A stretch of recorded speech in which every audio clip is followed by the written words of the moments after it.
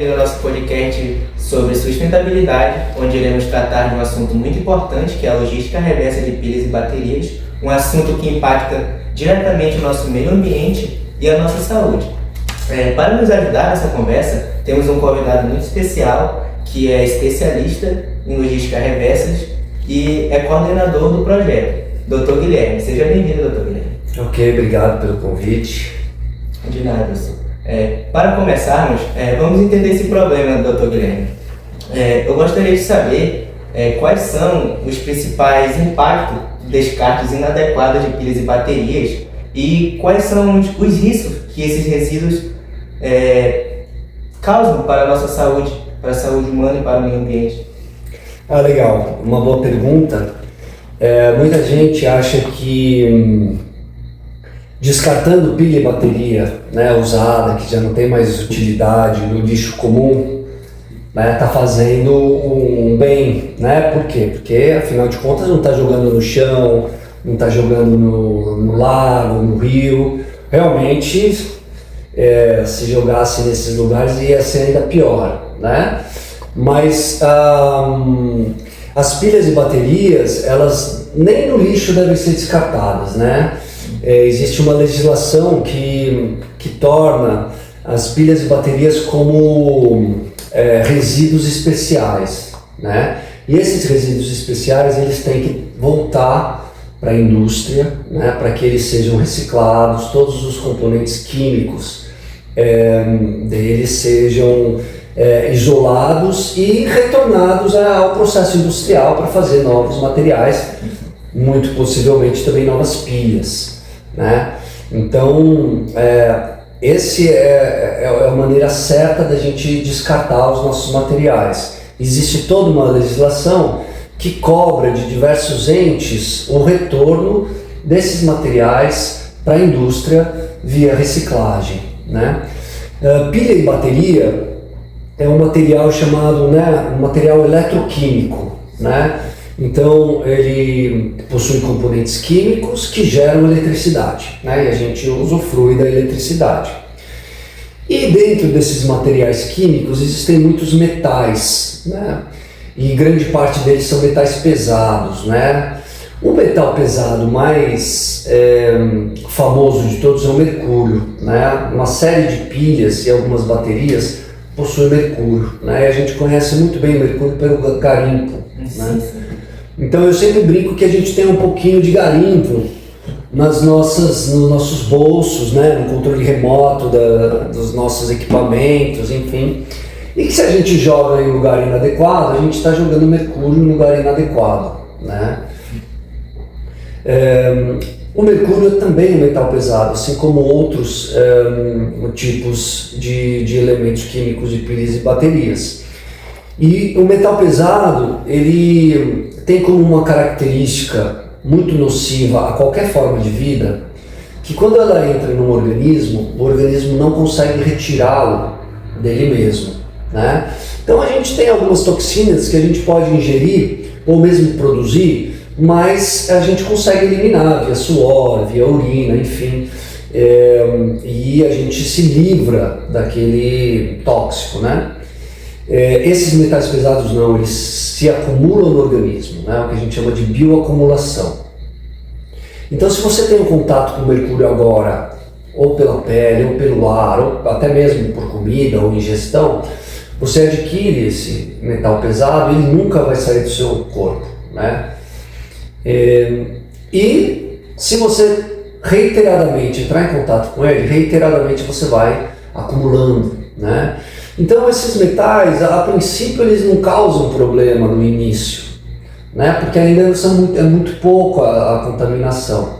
Mas como a gente não joga fora, a gente não consegue eliminar, ao longo da nossa vida a gente vai acumulando e uma hora começa a ter problema, né? Então eles causam problema à saúde para todos os organismos que acabam ingerindo, né, assimilando esses metais. No caso do ser humano, um dos maiores problemas é o ataque ao sistema nervoso, né? Então a demência é uma das causas mais comuns, né? mas pode se transformar em outros sintomas, né?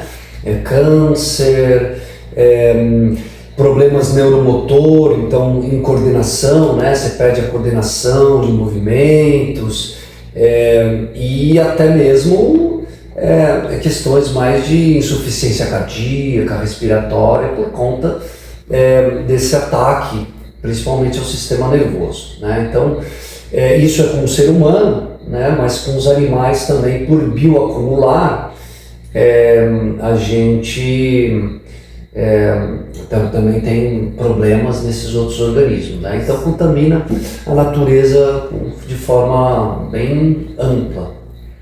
Certo, professor. Também queremos saber como funciona esse processo de reciclagem, esse processo de coleta. Quem pode coletar, onde podemos jogar? Tá. A gente tem um projeto, né? O projeto Tefé Sustentável, que está aqui no Médio Solimões, e a gente vai atrás de colaboradores, né? A Política Nacional do Resíduos Sólidos, uma lei que estabelece as regras e as normas para esse retorno de pilhas e baterias para a área industrial, ela coloca a responsabilidade em diversos setores da sociedade, né?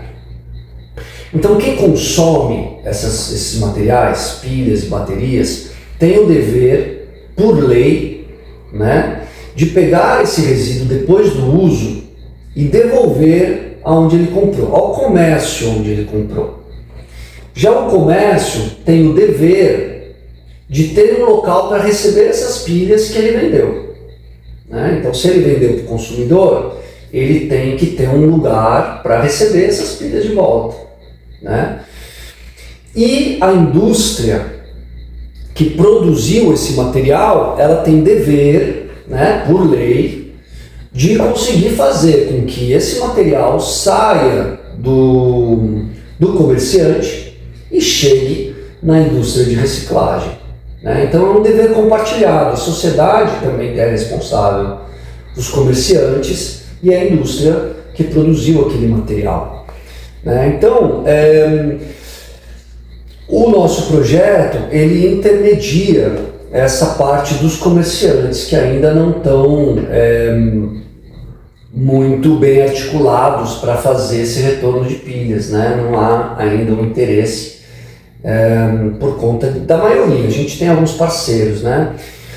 E então, para participar desse projeto, basta a gente fazer o nosso papel, que acabou a pilha, não está usando mais, não tem mais serventia, devolve para onde comprou, né? Na falta desse estabelecimento ter consciência e ter o lugar, a gente tem uma série de parceiros que recolhem esse material, que recebem esse material, né? Então aqui a própria Universidade do Estado do Amazonas, a gente tem um ponto de entrega, né? Um ponto de coleta de pilhas, que qualquer um que tiver pilhas sem uso em casa pode trazer para cá e a gente dá o procedimento depois, né? Mas nós também temos uma série de pontos de coleta que esse cidadão pode levar, né? Então temos em diversas escolas, né? Eu posso citar aqui de cabeça o Nazira, a Escola Corinto, o Mercadinho Golfinho, que é um comércio parceiro nosso. Na região mais ali do Abial nós temos a Escola Getúlio Vargas, lá na Colônia Ventura temos lá na Escola Colônia Ventura, temos na loja Digital LED, que trabalha com celulares e também tem um ponto de coleta.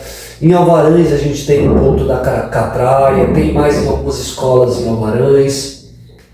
E a gente também tem nas comunidades, né? Tanto na zona rural quanto nas comunidades ribeirinhas, a gente já tem alguns parceiros, né, que são comunitários ou às vezes professores da escola, que disponibilizam um lugar, né, um recipiente, pode ser uma garrafa PET, e para a comunidade descartar aquele material. E quando ele vem para a cidade, ele deixa num desses pontos de coleta que a nossa equipe da universidade retira e processa esse material. Então, para participar, basta ou entregar suas pilhas nesses pontos de coleta, ou se você é um comerciante, tem um estabelecimento, ou mora numa comunidade, ter alguém que se prontifique a avisar a comunidade que tem um lugarzinho lá, e assim que aquele recipiente encher, procurar trazer aqui para a cidade que a gente faz o encaminhamento. Certo, professor. Como isso citou o seu projeto, né? O projeto da TV Sustentável, a gente queria saber, a gente sabe que ele já acontece há bastante tempo, né? Como foi o início para vocês, como foi a história um pouco, quais foram os desafios para implementar esse projeto? Ok, o projeto TV Sustentável é um projeto que foi criado para ser um guarda-chuva de projetos menores, mais pontuais acerca do meio ambiente de Tefé, por isso esse nome bem genérico, né? Tefé Sustentável. Então a gente iniciou com diversas temáticas, mas a gente foi afunilando e hoje a gente está trabalhando pontualmente com pilhas e baterias, né? Com a logística reversa desses materiais. Ora, no início a gente começou procurando parceiros, né? E armazenando as pilhas que a gente recebia. Então durante bastante tempo a gente criou um passivo ambiental aqui na UEA, né, que eram esses materiais que a gente recebia e a gente ainda não tinha fechado todos os elos dessa logística que é levar para a indústria de volta, né? Então o mais difícil, graças a Deus a gente teve muito apoio de comunidades, onde a gente passou, os comunitários são engajados de uma maneira muito impressionante, muito diferente da cidade, que a gente tem pontos, mas as comunidades elas recebem, a gente recebe os projetos com uma vontade assim, muito especial, né? Então a gente não teve problemas de ampliar esses pontos de coleta, né? Que é essa primeira parte do retorno das pilhas, que é do consumidor para o estabelecimento que o vendeu, né? O nosso projeto então começou sendo esse ponto que seria um estabelecimento de recebimento de pilhas. Então a gente recebia pilhas, mas a gente ainda não conseguia destiná-las à indústria. Por quê? Porque a indústria que recicla não existe em Manaus, não existe na região norte, não existe na região nordeste, não existe na região centro-oeste.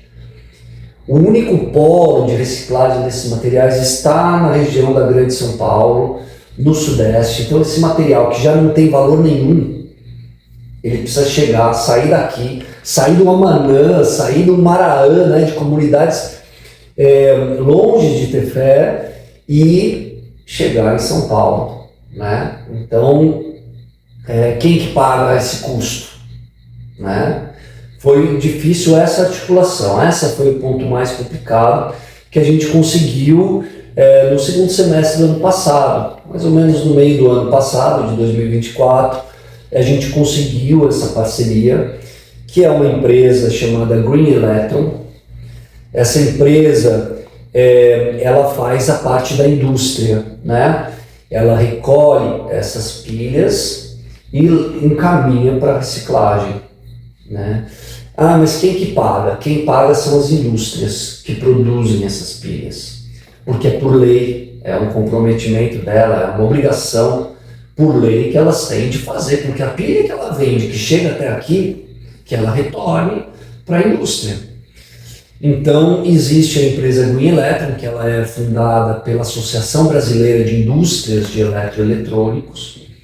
Então cada empresa, Rayovac, Philips, Duracell, eles financiam essa empresa e essa empresa organiza o retorno dessas pilhas, né?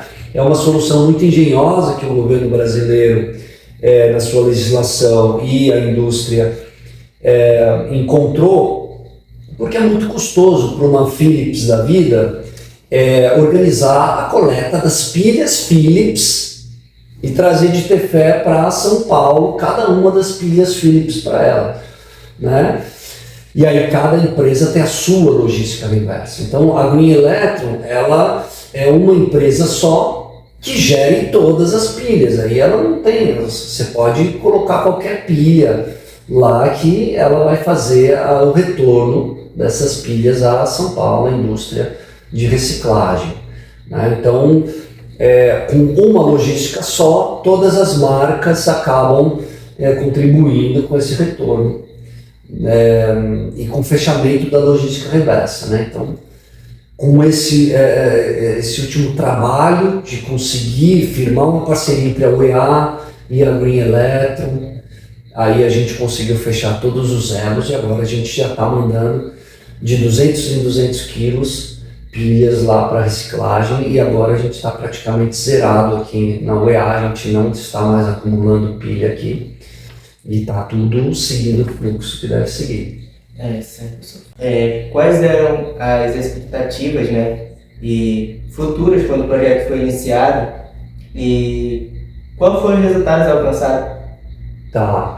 Olha, as expectativas iniciais era sempre de ampliar, né, essa rede de coletas de pilhas e baterias na região de Tefé, e logo foi alcançada essas expectativas, a gente começou a ter demanda maior, expandindo para Varães, né, e ano passado a gente chegou a comunidades do Maraã, né, junto com trabalhos que a gente faz junto com o Mamirauá. A gente conseguiu a parceria também com o DICEI, que é o Distrito de Saúde Indígena, de saneamento indígena, então a gente também tem parcerias em diversas comunidades indígenas, e com isso, naturalmente, a gente começou a receber cada vez mais pilhas, né?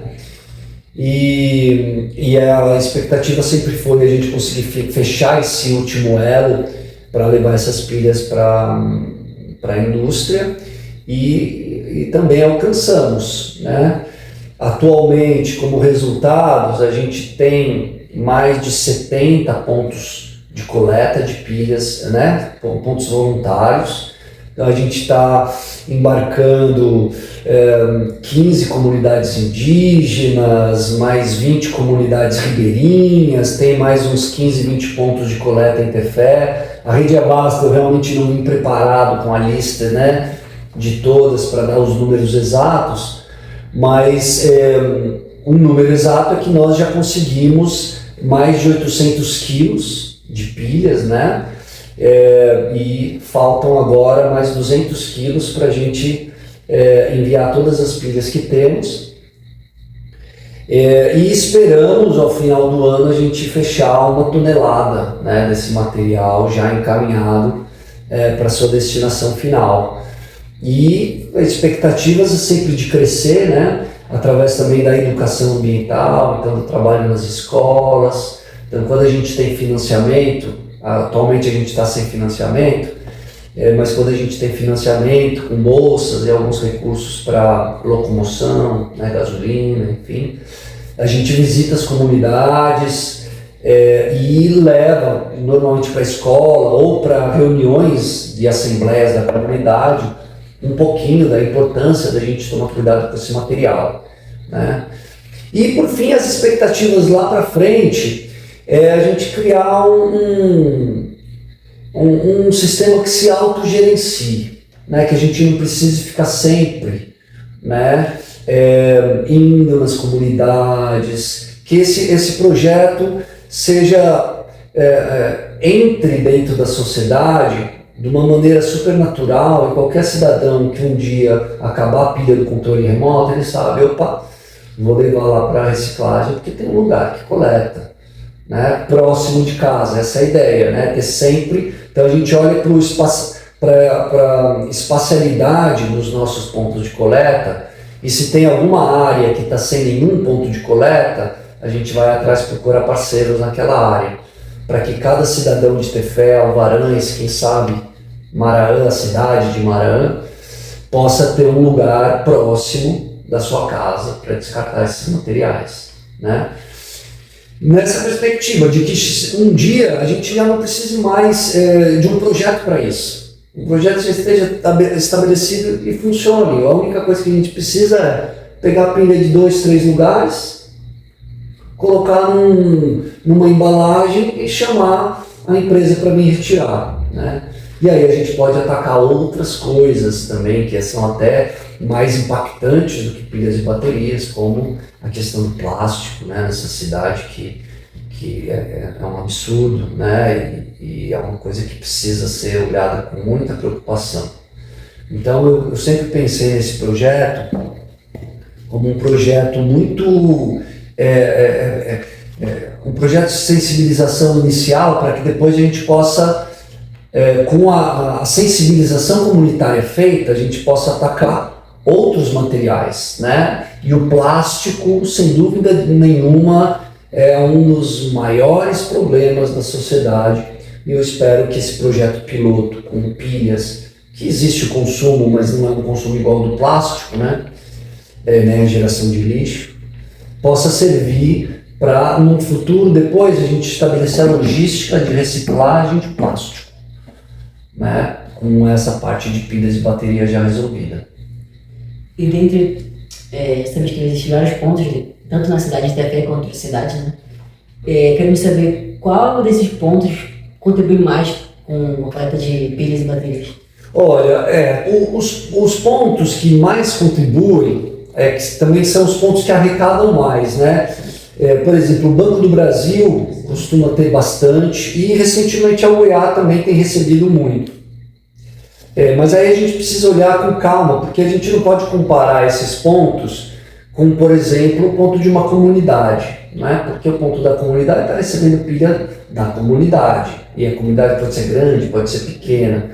Já o Banco do Brasil está recebendo coleta de toda a cidade, né? Então, mas os pontos que o pessoal mais está aderindo é o Banco do Brasil e aqui na UEA mesmo. Só uma pergunta. Quais empresas que recebem esse material e quantos quilos vocês já enviaram? E qual é o processo, né, para esses materiais chegar a esse destino final? Ah, legal. Olha, a gente recebe esses materiais em garrafas PETs, na maioria das vezes, né? Às vezes eles estão em sacolas plásticas, o que não é o mais adequado, mas a maioria das vezes está em garrafa PET. Então a gente pega esses materiais, a gente usa luvas, a gente usa máscara, e a gente abre essas garrafas, esses recipientes, e a gente coloca tudo em bombonas, né, em tambores de 50 litros, com lacre. Então a gente enche essas bombonas de 50 litros, dá mais ou menos 68 quilos, né? A gente fecha, lacra, e a gente chama a empresa parceira, fala, olha, nós já temos aqui 3 bombonas, porque daí dá 200 quilos, que é o mínimo de transporte, e quando a gente atinge esses 200 quilos, a gente liga para a empresa parceira, que é a Green Electron, manda um e-mail, né, e solicita o transporte, né? Essa Green Electron trabalha com vários operadores de logística. Quem tem feito a logística aqui para Tefé é a Ambipar, uma empresa grande na área de logística, e ela envia para a gente o material de identificação desses produtos, né? A gente imprime, coloca nesses tambores para identificar produto eletroquímico, enfim. Tem uma documentação, né? A gente assina uma documentação toda, e esse material ele é recebido aqui por uma pequena empresa de Tefé que recebe esse material, né? Tudo pela Ambipar, e faz o destinamento. Esse material chega lá em São Paulo, né? A gente já destinou 600 quilos. Essa semana mais 200, então a gente já destinou 800 quilos, então 3 dias atrás já foi mais uma leva. A gente ainda tem mais um pouco aqui, então assim que a gente receber as bombonas, porque a gente manda os tambores, uma semana depois esses tambores voltam vazios, né? Então a Ambipar, que faz essa parte da logística, ela leva os nossos tambores cheios, e assim que a gente envia, ela já providencia da gente receber de volta tambores vazios, né? Então a gente não precisa gastar com tambores a cada leva, né? E aí o ciclo se fecha.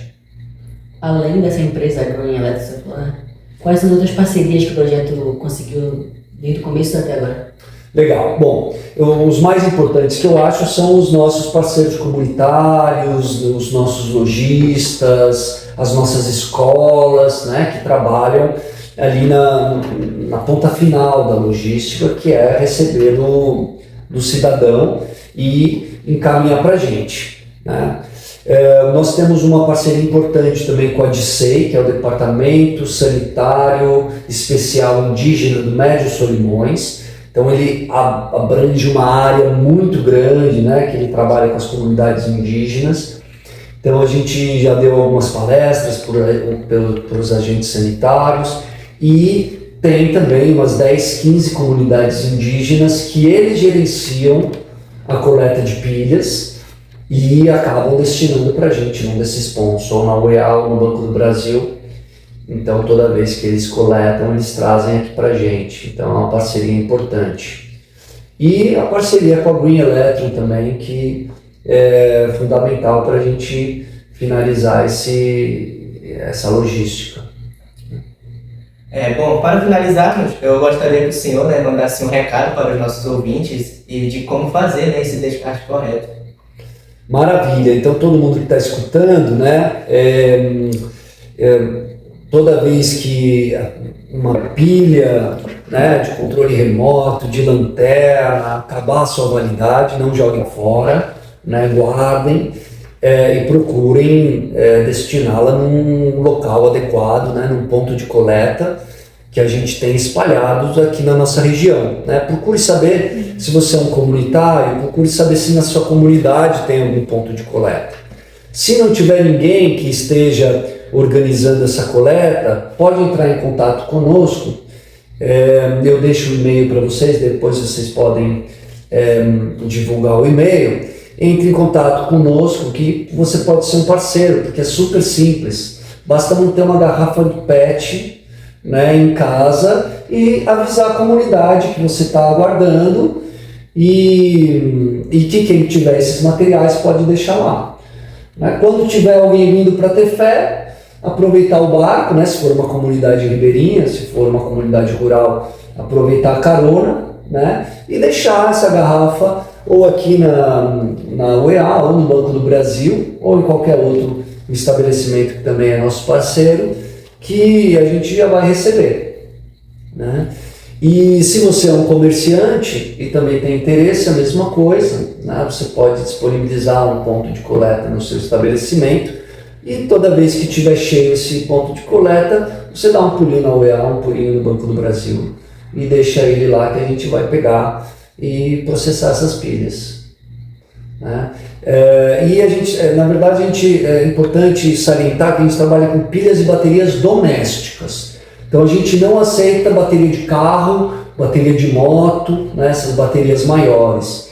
Essas baterias, até a loja que vende a bateria, elas recebem. Então você pode destinar, né, tem até alguns lugares que até pagam algum troco, alguns reaisinhos para você descartar lá. Então você pode até fazer um trocado devolvendo esses materiais, tá? O que são pilhas e baterias domésticas, né? Bom, pilhas, né?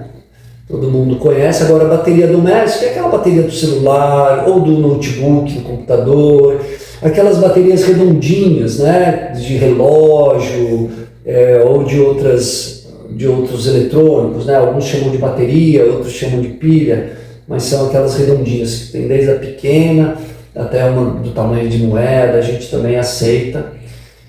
Então são esses materiais que a gente está recolhendo e trabalhando. Muito obrigado, professor, pelas dicas, pelas informações sobre o projeto, sobre descarte correto de baterias e pilhas. Só queria, né, como nós aqui, salientar que juntos podemos construir um futuro mais sustentável, né? Basta cada um fazer a sua parte. É isso aí, todo mundo tem que fazer a sua parte, porque uma pessoa sozinha a gente não chega a lugar nenhum, né? Então é um trabalho importante, de educação, de cidadania, e todo mundo tem que fazer a sua parte, é isso aí. Agradecemos a todos pelas audiências e esperamos que este assunto do podcast, né, tenha sido muito útil e inspirador a todos. Até a próxima.